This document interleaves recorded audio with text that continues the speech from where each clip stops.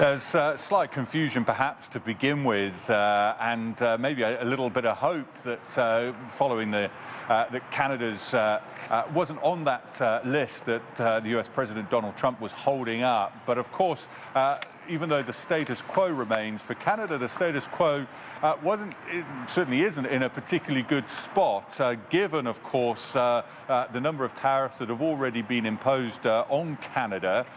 Those, of course, the key headline, as you mentioned there, being around the auto tariffs that come into place in just a matter of a few hours, given it here we are in Ontario, just across the water from the Big Three in Detroit, and of course these two areas very much interlinked in terms of the auto industry. Now, those tariffs on auto, they were first announced on March 26th, that all cars and light trucks would be subject to a 25% tariff. But also auto parts, those will also be subject to a tariff come May as well. So those added, of course, as well to the steel and aluminum tariffs, that they was 25% tariff on those parts.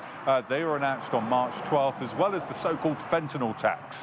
That was announced on March 6th.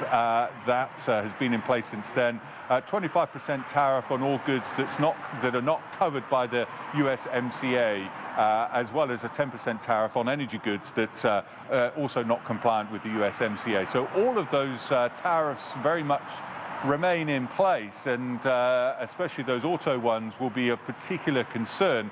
The question now is, will there be further retaliatory tariffs? Canada already responding twice to those other tariffs, and now, of course, these auto tariffs as well. And the answer to that would appear to be likely so. Mark Carney, the Canadian Prime Minister, spoke to reporters a short while ago.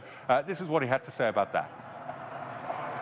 The series of measures will directly affect millions of Canadians. We are going to fight these tariffs with countermeasures.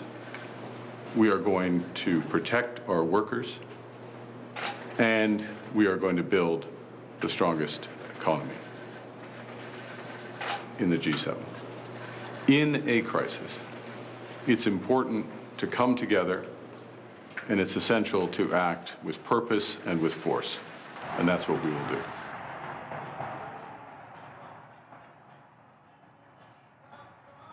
Now, Carney will also meet with his cabinet. He's meeting as well with provincial leaders, and I've been told that we can probably expect some kind of news conference tomorrow, where that potential announcement of further retaliatory tariffs would then potentially be made.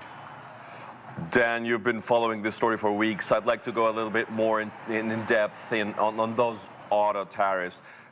Could they hurt the industry on both sides of the border, Dan?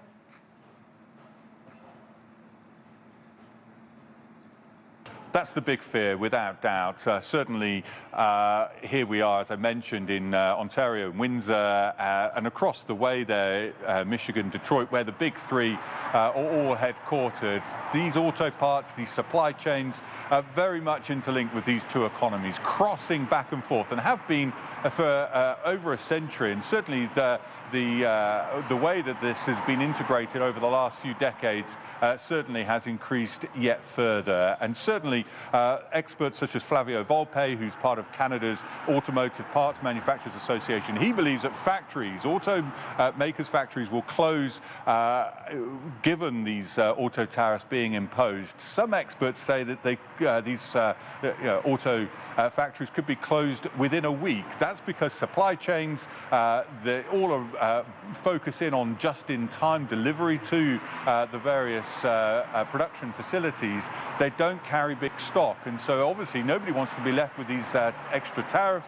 And so, yeah, a real concern that this could have a major impact, and very quick impact indeed as well. Jim Farley, the Ford CEO, he's expecting significant impacts, although he does say that he supports Trump's vision to build out the US auto industry. But it really comes down to those short-term impacts. What will be the cost? Will there be factories, distributors that will be unable to last through maybe those short-term impacts. And of course, then these supply chains. It takes a long time for these automakers to switch supply chains out, which means that there is the potential of these, the automobiles, the cars are going to become much more expensive. And then, of course, as I mentioned, the retaliatory tariffs. What will be the impact there? Will that add further cost as well? There's no doubt there's going to be talks on both sides behind closed doors, but right now the picture, certainly from the Canadian side, is pretty bleak, given that this could really upend and devastate their economy.